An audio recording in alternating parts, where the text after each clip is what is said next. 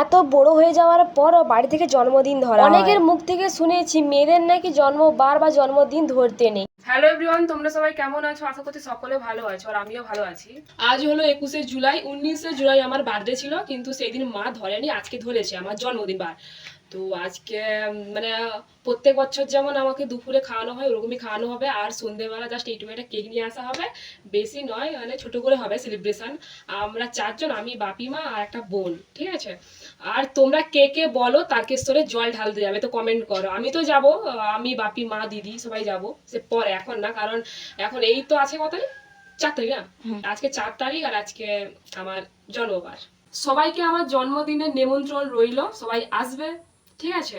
এখন আমি স্নান করতে যাই, আমার স্নান এখনো হয়নি, বাজার গিয়েছিলাম, স্নান টান করে তোমার সাথে কথা হচ্ছে, ওকে?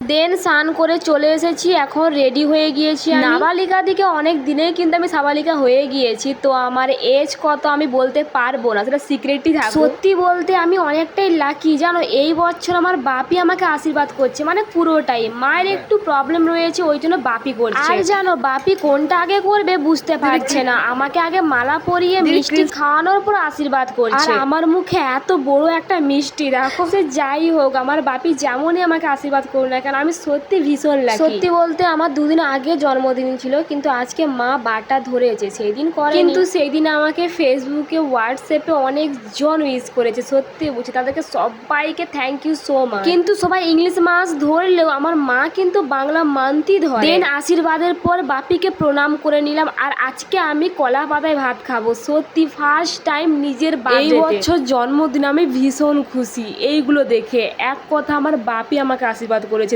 দ্বিতীয়ত কলা পাতায় ভাত খাচ্ছি, ও সেই আমি কিন্তু একা নয়, বাপি মা সবাই খাচ্ছে। তো কি করছো, নেক্সট ভিডিওর জন্য সাবস্ক্রাইব করে রাখো।